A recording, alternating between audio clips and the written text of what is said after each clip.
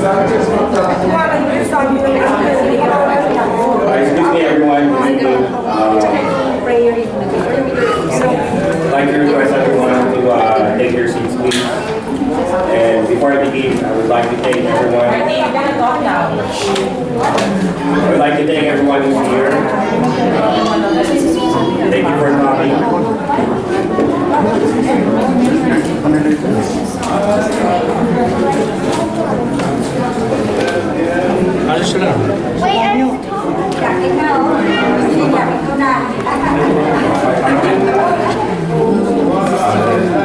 You know, this is it is the best part of the evening for me, at least, my opinion. Not a lot of us know Toto, and everyone experiences how good is Papa Toto to everyone. So I would like to call on his best friend.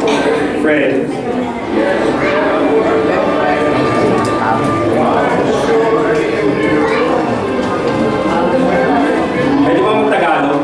Pwede ba mag-English eh? Ang tagal ko iniisip eh. Sabi na anak ko, slow thinking dad, slow thinking.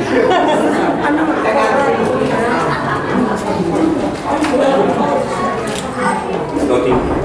Maraming salamat sa inyong pagdalo. Ngayon po, kagaling ko sa akin po, sa English kanina, at Tagalogin ko.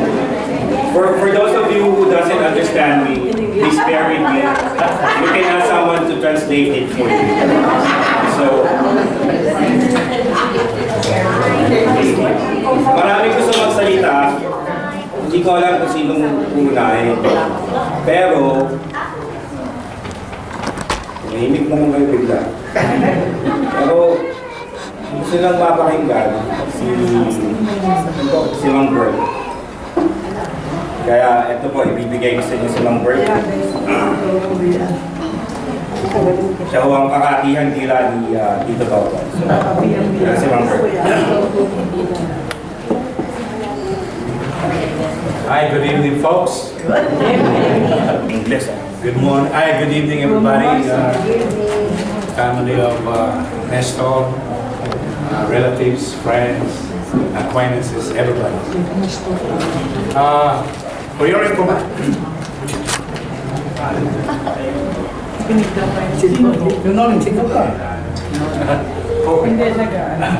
Anyway, it is really a big significance for me to talk to you a little bit about Nestor. Probably you don't know me, some of you, except Lulu and children. But Nestor is really a big part of my whole body, you know. I don't know if I can finish what I got to say today. And if it's not because of Nestor, I probably won't be able to travel to different parts of Asia as a dancer. And if it's not because of Nestor, I probably won't be able to dance on TV. And I probably won't be able to dance at Far Eastern University as a member of FU dance company. It's really a big impact for me because to me he's my brother, co-dancer,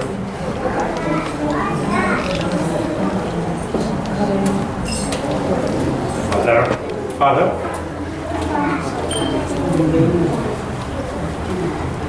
I started out when I was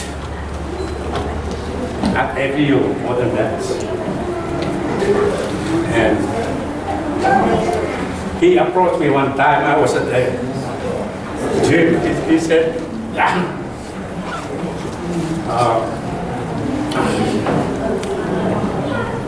would you be able to dance for me?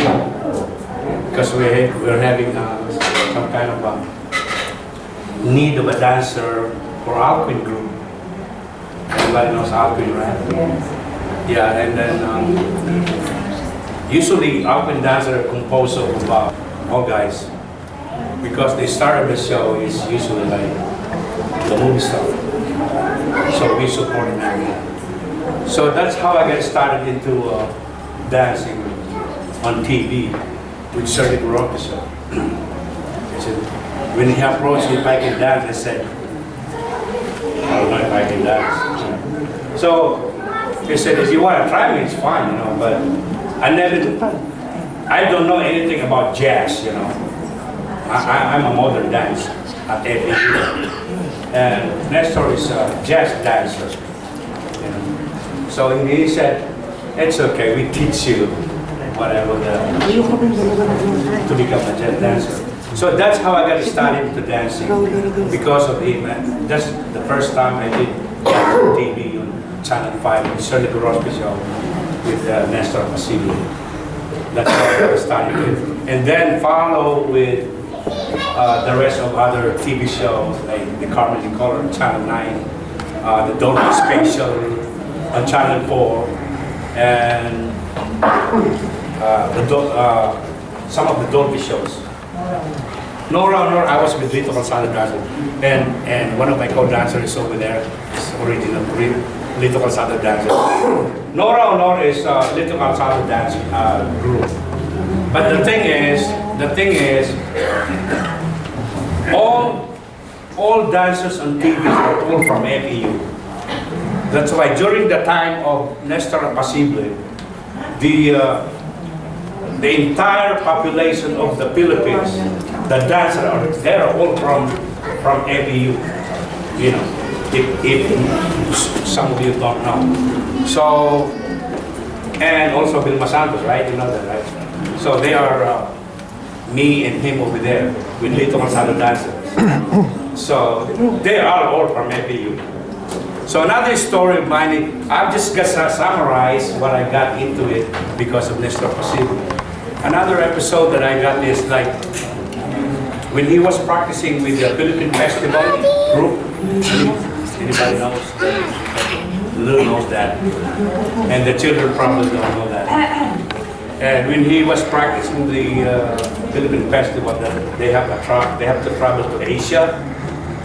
They have to do a grand opening at the Metropole Theater Club and Restaurant in Hong Kong. And we're doing a TV special, a national special show on Channel 9.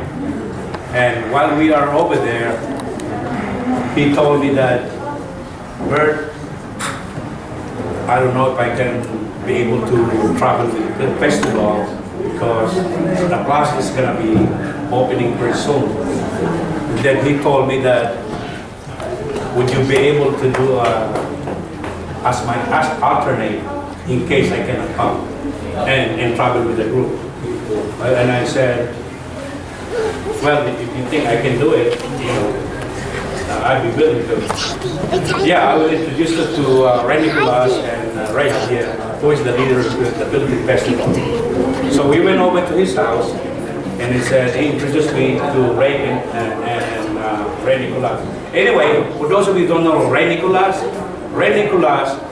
is the lead singer of the Platters of the Philippines. If you don't know him. So if you don't know him, so I just want to give you a little bit of background of how he put me into dancing. That if it's not because of him, I won't be able to travel to Asia and everything, of what he did for me. You know, so when he introduced me to Ray, the rest is history. And what happened was, the time that we have to do the departure, that we have to do a grand opening in Hong Kong, and he said, I will be able to go because the class is going to be opening on Monday. And we have to leave about Friday, which is Monday, so that the rest is history. That they said, Bert, it's your ball now. He said it's your ball now, so I can go. So that's one of the stories that I'm really para utang na loob ko sa kanya yun, you know. And for those children that don't know about it, really appreciate that. And another thing, one thing more about Nestor is that he loves his family. He loves his wife and all the children. And every time we go dating, before we go dating, he said, first, come over to the house first, and then we're gonna eat. And then, but I cannot go earlier because I have to take her of the older one. Who is the older one? And he always put her to sleep and everything. So small little kid like that. So he's really a good man, and that's one thing that I can share with you guys. He's the person that I really, that you guys can be proud of, for those of you who are relatives and family. So anyway, do I have to sing? But he told me to sing one song, which is one of his favorite songs. That this type of music usually what Nestor like. Okay, don't worry about my voice. Okay. Okay.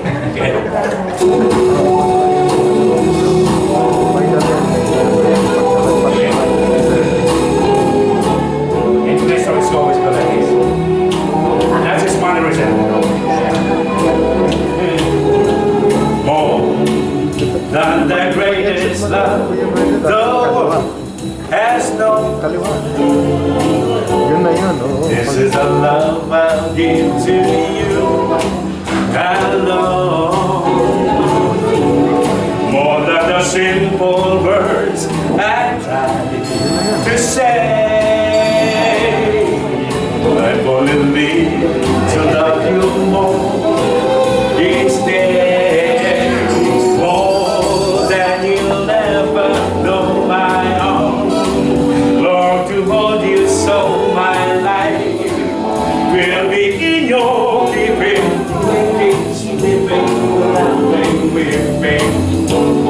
Longer than always, it's a long, long time.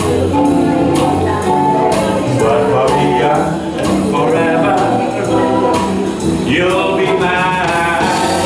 I know I've never lived before, and my heart is very sure no one else could love you more. And he like this step. You go for the minute when you work. Yeah. Yeah, I like that. That's how you. Yeah. That's how we good at the master. And we do this movement. He don't like that. He want with the head. He want. Whoa. He won't go like this.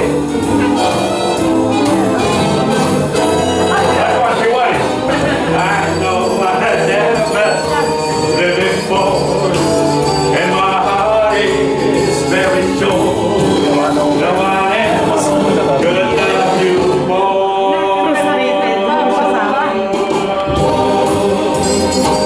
Longer than always, with the neck of that. Yeah. Come on, forever. Come on, you'll be mine. He gonna go like this. He like that.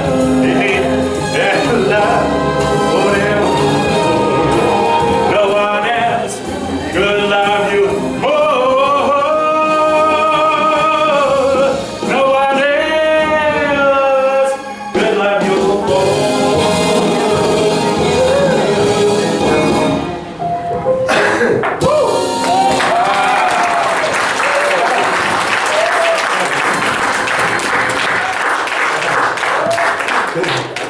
That's how he danced. You like that? Yeah? Oh, thank you everyone. Thank you. Kasi mga heavyweight po kami. Thank you, Ma'am Bert. Maraming salamat. Ang susunod ng contestant natin, taga-Sampalo.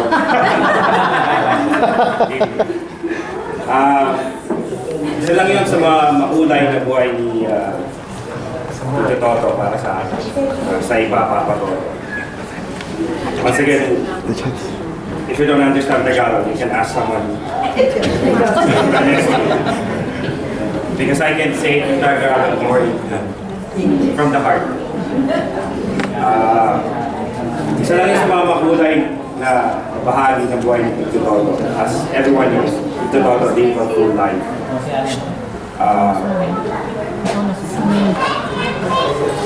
Mimi.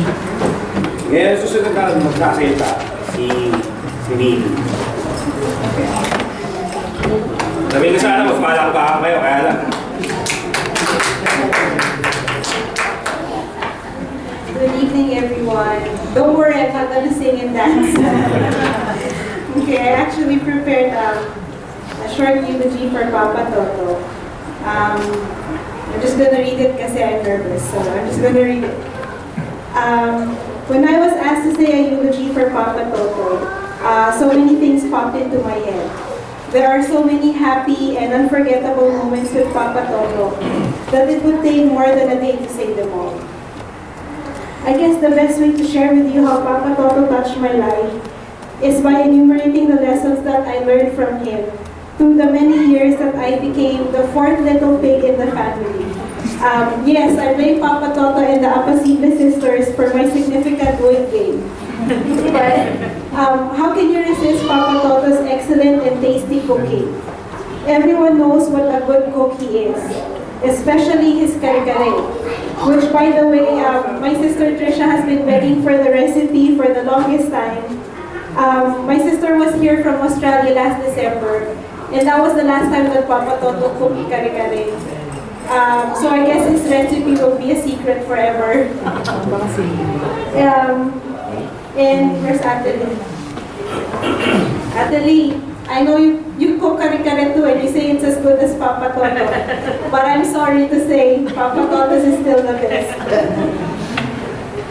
Since Papa Toto was a very good cook, he cannot help but be a harsh food critic as well. Of course, he wants to eat food that would be as good as what he makes, right? And every time we would eat out, he always had something to say about the food. It was very hard to find a restaurant that he would love. Every time we had a party at home, we had to make sure the food was plentiful and delicious, lest you hear criticism from him. And everyone who attended our parties at home can attest to that. Papa Toto always said, "Huwag kayong mag-iimbita kung mapupulaan lang din," which translated means don't invite your friends home if you're not gonna give them the best food and the best service.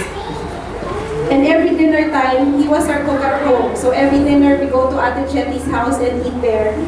And every night was like a mini party because he would always cook food that's fit to be for a party. It was always so delicious. And you can see our weight, so that's proof how delicious it was. Papa Toto was also a very quiet person in his own right. He would always tell his daughters and Hart when they get too loud, which was most of the time for Hart. When dinner discussions and even arguments get heated up and loud, he would remain quiet, but his one-liner statements would always make the most sense and calm everyone down. Papa Toto was a very funny guy too. He may seem serious at first, but when he blurts out a joke or a funny comment, one cannot help but laugh. He always had the funniest face when we do wacky pictures, which you can see from the evidence. He was a very fun guy, and every year during Christmas time, when we do our exchange gift, we sing our Bonita song. And he would always have a crazy dance or he'd do something crazy before giving the gift. So we will surely miss you on Christmas, Papa Toto. When my dad, Papa Toto, and Mang Tito get together, they always laugh endlessly about jokes, mostly green ones. As Mang Bert showed us, Papa Toto was also a great dancer and a music lover. I remember during parties where there would be dancing, and no one would dance the swing with me, which I love to dance. Ella would always say, "Pa, sayo mo nga si Mimi nagpapa-discover." And even if he was short of breath, he would still dance with me. Papa Toto was also a great dancer. He was not only a great dancer, but an avid music lover too. His car is filled with CDs of Michael Bublé, Frank Sinatra, and Matt Monroe, which he sings to when he drives. He doesn't like loud talking, but he loves his music loud. On long drives, he would always ask to turn up the volume to a song that he likes and sing along with it. And Auntie Lulu would ask to turn it down. He has imbibed his love of old ballad songs to my son, Mikael. And since Papa Toto drives Hart and Mikael every day to school, it's no wonder that Mikael comes home singing What a Wonderful World or is asking for lyrics of an old ballad song. And by the way, Papa Toto, Mikael is asking for all your CDs. Pamana niyo raw po. Papa Toto was also a man who loved his family unconditionally. From his wife, his daughters, parents, siblings, and to his extended family like me. We all felt his generosity, kindness, and love. He is the true epitome of the song Prayer for Generosity, for he gave his all without asking for anything in return. In his last days, Ella asked him if he was happy, and he said that he was happy because he was able to help his family, especially his parents. He worked hard to give and share his blessings to his family. Papa Toto was also a lover of God. He has taught his family to go to church every Sunday, or Saturday in our case, because we go to church usually on Saturdays, no matter what the situation may be. Whether we were out of town, having a party, or having a busy weekend, we always had to go to church together. I remember when Ella, Lee, and I would go out in the Philippines. It didn't matter what time we came home, as long as we were at home in time to go to church. And that is something I want my son, Mikael, to learn as well. That the family that prays together stays together. And no matter how busy life may be, we should always have time for God. These are Papa Toto's legacy. Giving without asking for anything in return, doing your best in everything, be it hosting a party, cooking, dancing, or singing, and most of all, loving your family, loving God, and loving life. Papa Toto was a good man. Maybe that's why God called him early to heaven. Sabi nga nila sa Tagalog, di ba, kinukuha agad yung mababait. We will miss you terribly, Papa Toto, but I know that you are in a better place now, and that you will forever be in our hearts. Thank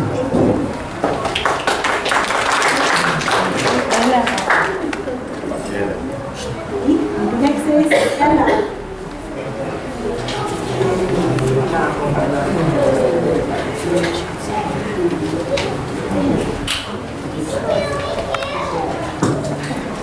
Good evening, everyone. First, I would like to take this opportunity to thank each and every one of you. We'd like to thank each and every one of you for coming here today, for each and every one of you who prayed with us and shared our pain.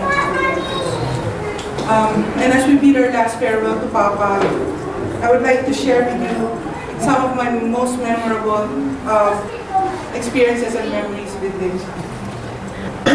Losing a loved one is one of the most difficult things we can go through. No words can express what I'm feeling right now. And I'm not even sure if time can even help you accept this fact.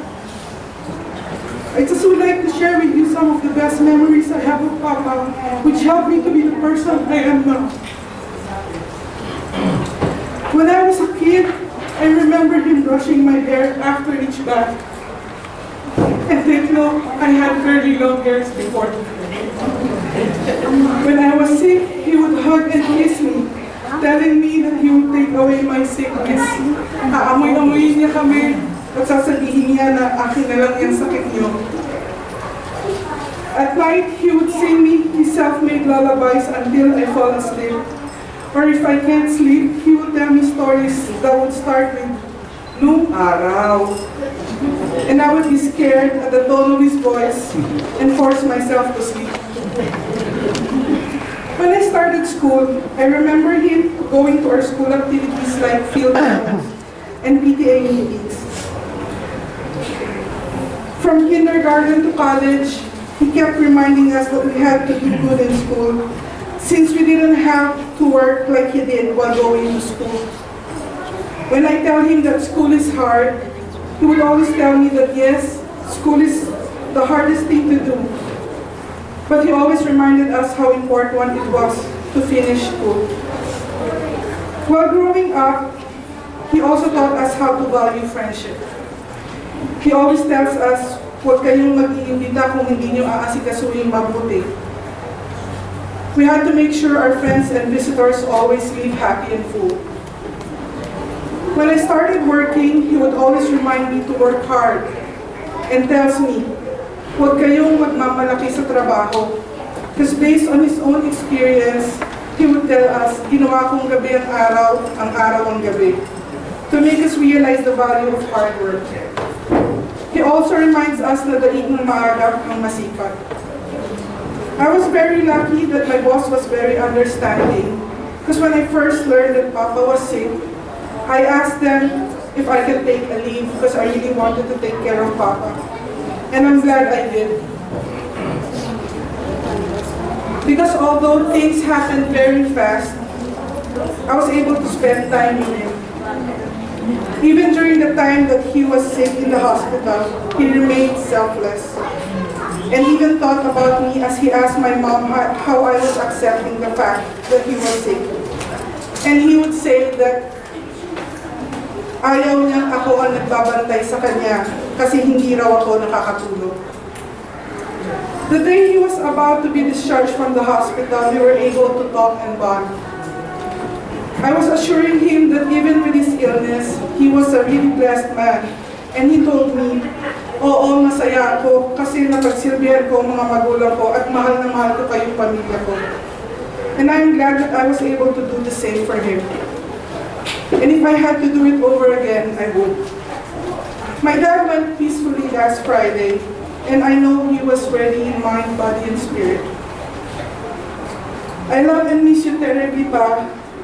I guess the pain will always remain. But for now, I take comfort in the thought that you are in heaven, a much better place. One that is truly worry-free, sorrow-free, and pain-free. And just like what I've always told you when you were sick, let's not be sad because God is truly good, God is truly great, and God is truly good.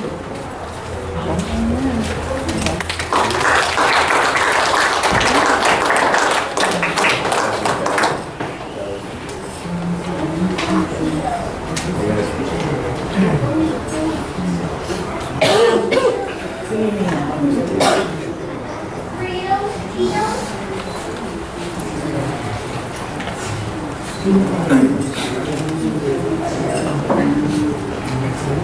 evening, everyone. What more can I say? She said them all. I'd like to thank you, everybody. Your presence is very overwhelming. Thank you, Tito Bird, for reminding us how Papa dances.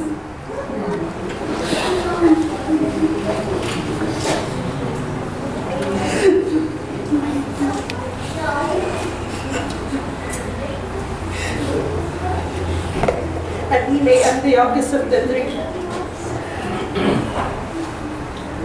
My father, Toto, was prepared his shining armor.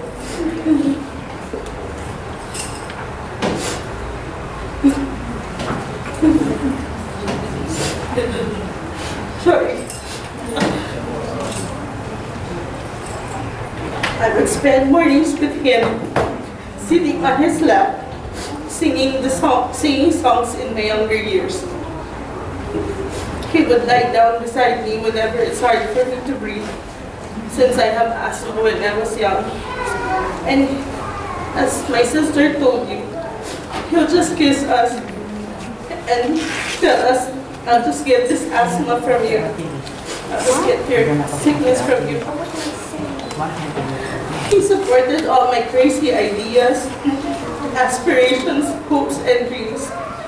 He would always tell me, again, as my sister said, daig ng maagap ang masipag.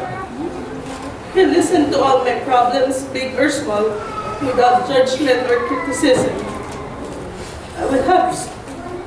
I have strong convictions because I know at the end of the day, I have my papa to support me, correct me, and back me up all the way.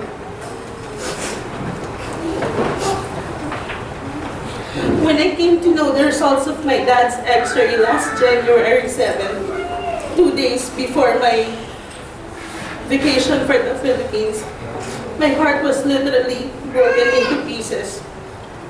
I called Ate Chetty and relayed the message, and all she was able to say was, "Paano yun?" We didn't know what to do or react. But I decided to go anyway. I spent those 2 weeks praying and begging to Our Lady of Redemptoris or Baclaran, St. Jude, patron saint for the hopeless cases, Father Pio, Quiapo Church of Our Mahal na Nazareth, and was even able to let Father Suarez, the healing priest, touch Papa's picture. I even dreamt of Santo Niño smiling at me and Our Blessed Lady of Lourdes riding in a car with me as if she had a sword and she was destroying all this odd-looking cyst along the way. And Our Lady of Lourdes told me in my dream, "This is what I was doing for you." At that time, I had a strong feeling my papa will be healed. We wished it was all a bad dream. We hoped and prayed for Papa's complete healing. But I guess our Lord God decided the best way to go. He had taken Papa so peaceful and seemed to be ready to meet his Creator. It would take me forever to tell you how many good memories I have with my dad. But actually, it just would be summed up by saying, "Papa, I miss your smile. I miss your cooking. I miss your voice. And I miss when we agree to disagree. I miss our long talks about just anything under the sun. I miss when you open the door when we come home from work. I miss how you say my name, Lee or Hika. I miss how you get excited when I tell you we're going to breakfast. I miss you when you call me in my cell phone and say, Lee. I miss you sitting at the far end of the couch. I miss watching basketball games with you. I miss how you play with Sinky. And I miss you because you are that one person who truly understands me, Papa. A lifetime is not enough to love you and thank you for everything. It's been one of God's best gifts to us, your family, and all whose lives you've touched. I still ask to this very day why you had to leave so soon. Every minute, I still ask. But I guess, like what Mama said, it's God's turn to have the pleasure of your company. Goodbye, Pa, and until we meet again, I love you.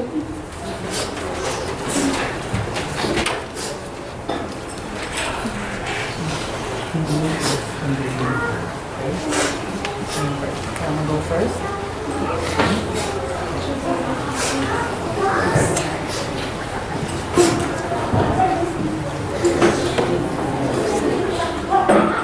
Hi,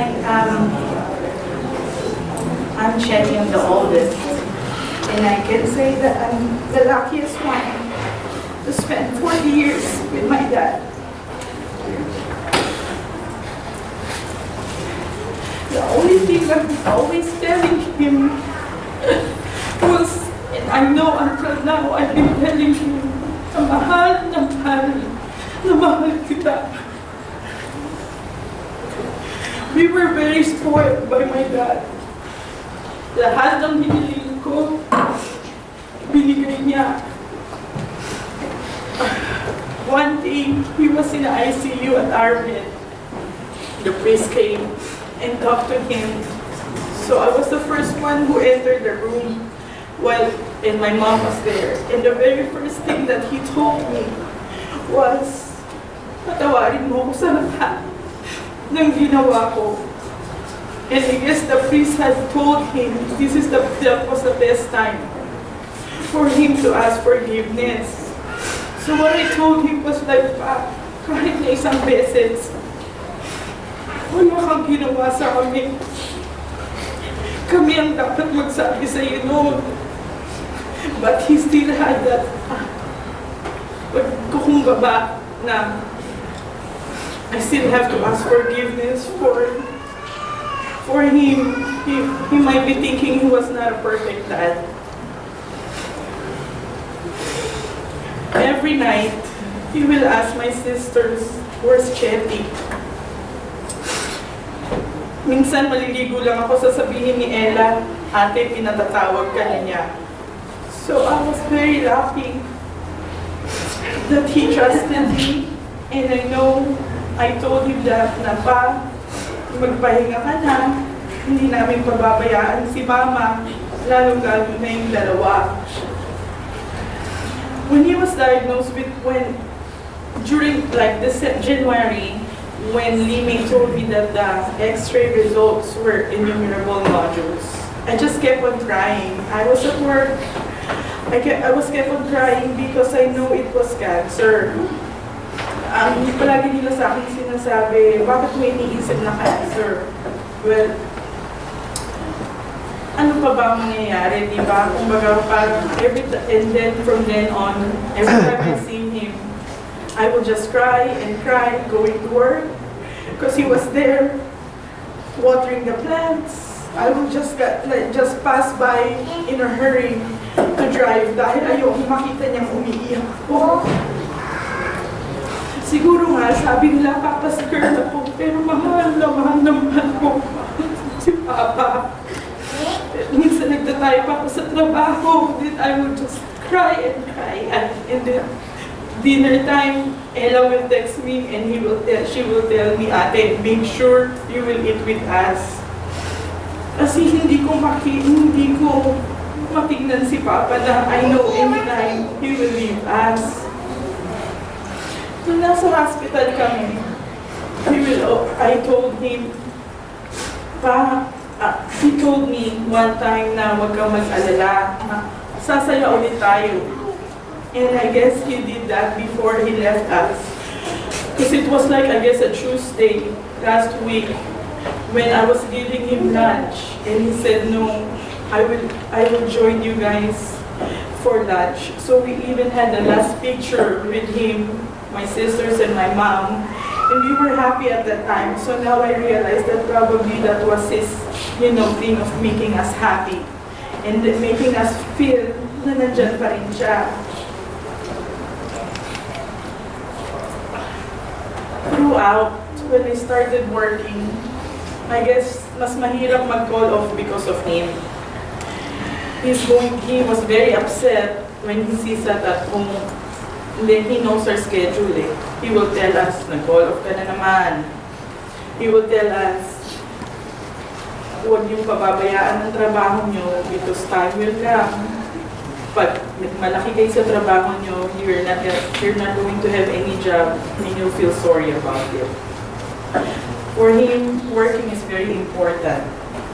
He told us like whatever kind of work you do, you always put the best, to put everything and make sure na hindi mo inaaksaya yung mga panahon mo. Growing with my dad, I guess, was the best part of my life, and of course with my mom. Our family is full of arguments, in a way like, we always argue about small things, hindi gusto ni mama, gusto ni papa, hindi. But, in the end, palagi niyang sinasabi, kung saan kayo maligaya, dun kayo. Because palagi nang sinasabi sa amin na nung lumaki na kami, palagi nang sinasabi na, now it's your decision, not mine. But I will stay to be your dad forever. Sometimes we go home late, he'll ask one of my sisters to text, whoever's coming in late. Because for him, even if we have our own family already, he's still the dad.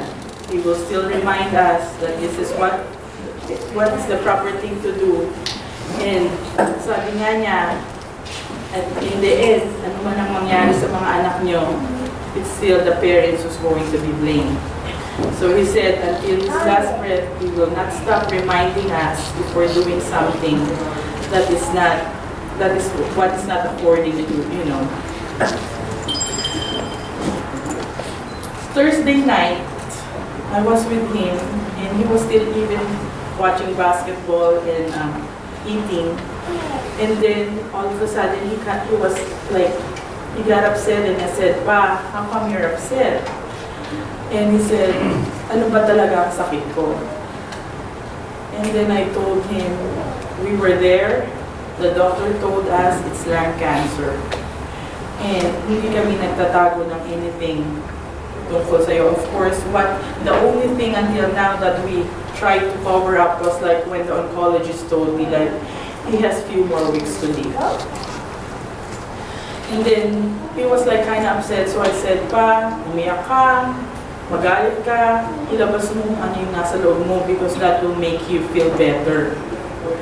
And then he looked at me and he started crying. So sabi ko, "Mabuti yun, Pa, but don't worry." Sabi ko, "Ganon, we're going to take care of Mama and my two other sisters." And then all of a sudden he said, "Surrender." So I told him, "Surrender ka na, sabi mo lalaban tayo." But he just didn't answer me anymore, but I guess he told my mom to surrender. So probably he surrendered himself to the Lord already, because he's a very good-hearted man. So I know God is always with us, and until now God is with us throughout all these things. After that, I gave him medication because he cannot breathe anymore. So 12:30 in the morning, he called my mom. He asked us to call my mom, so my mom stayed with him.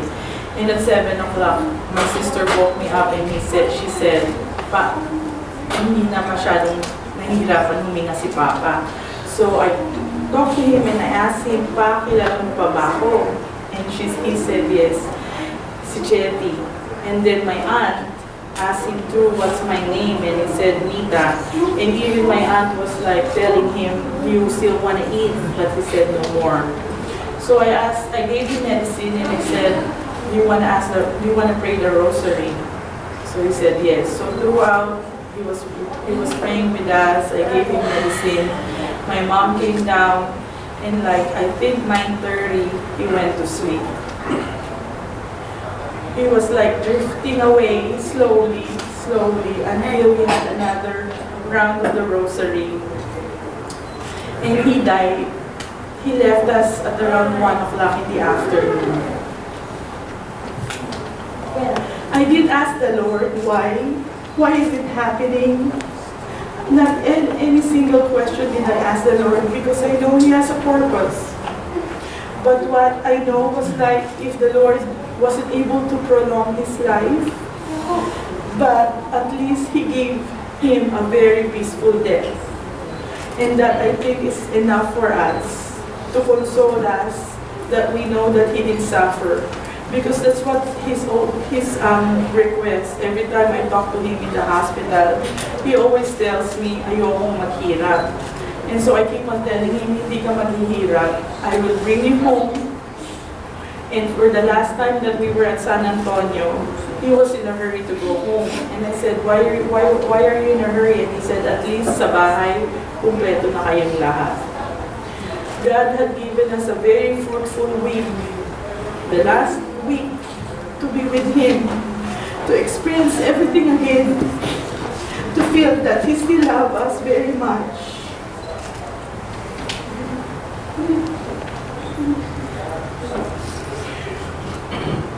just to be there, you know, because nasanay kami na he's always at home. Ever since in the Philippines, he's always at home, he's always ready. And he always tell me, huwag ka nang umiyak. Hindi ka kailangan umiyak.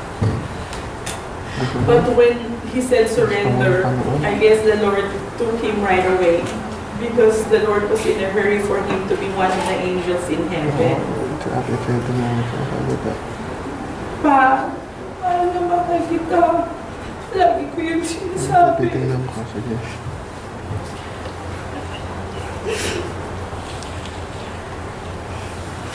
Alam ko, palagi ka pa rin nasa amin.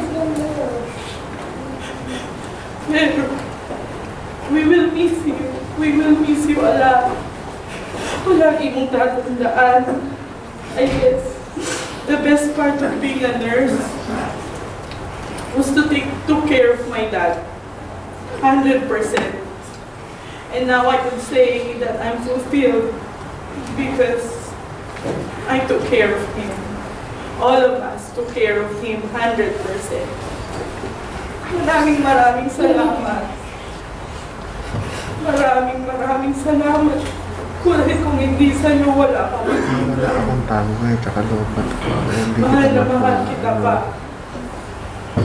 Oo, wala akong Say tago. something to Papa. Na-record ko naman eh, kaya mapapanood ko. Love you, Papa. As much as I can. Mag-FaceTime tayo. Always protect us and watch us. Mag-FaceTime tayo. Medyo lobat na ako yun. Sige, sige. And sometimes grant our wishes when we need to. Yeah.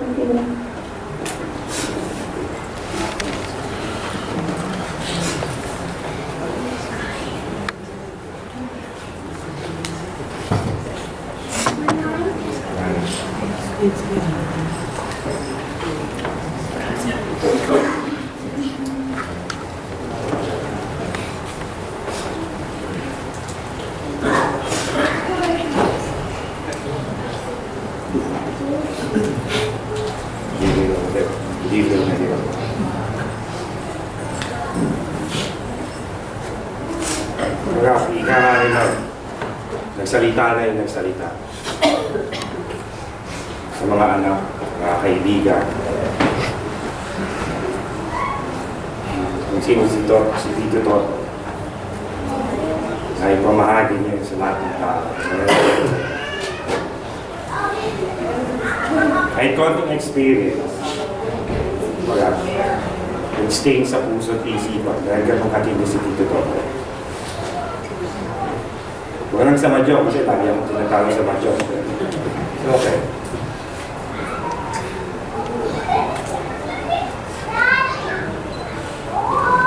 Ika nga nila, marami nagsasabi, huwag kang umiyak, huwag kang umiyak. Not the end. Ika nga nila. Sabi nila, the celebration of life. Unfair naman yun. Diba? Unfair. Bakit? Ano yung sabihin? I think it's hard for those who love Tito Toto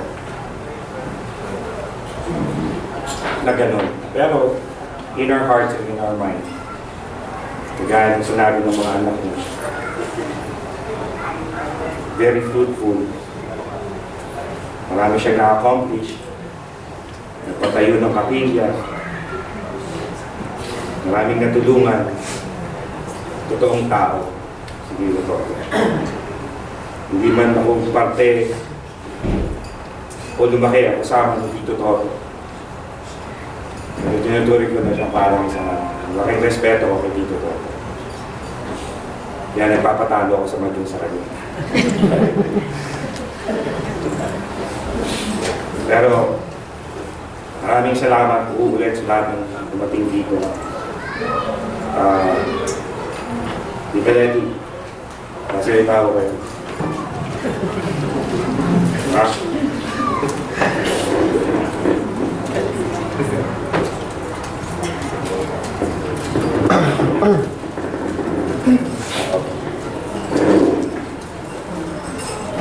Ika Ika nga ng sinabi ng mga anak. Tumapawag ka sa Kahapon, hindi ka naman sumasagot. tayo dito, all night long. Pero, kung sino po yung gusto magsalita at i-share sa amin kung ano yung hindi pa namin nalalaman about dito Toto. Ay,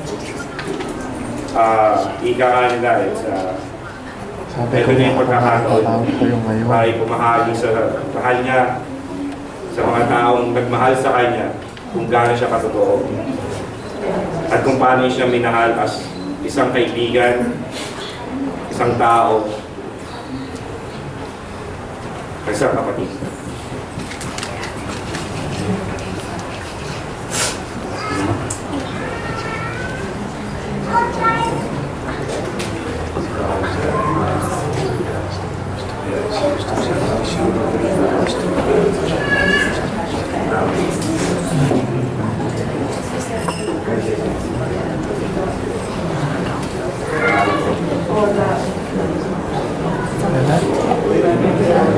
Play na.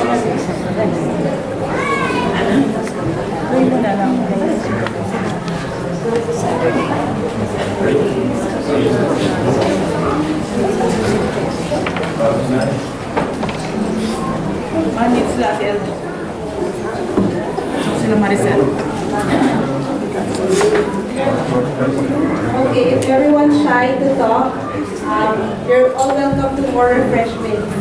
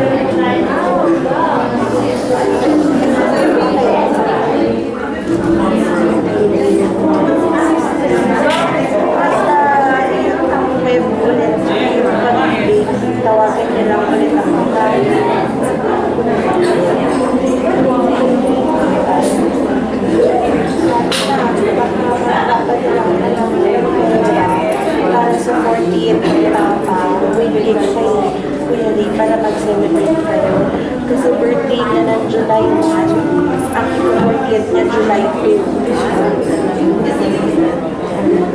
Okay.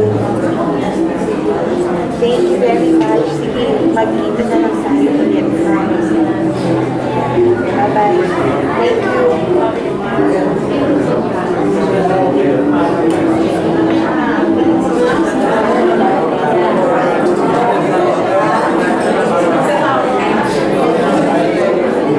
Ay, opo, kapatid. Wala mo lahat ng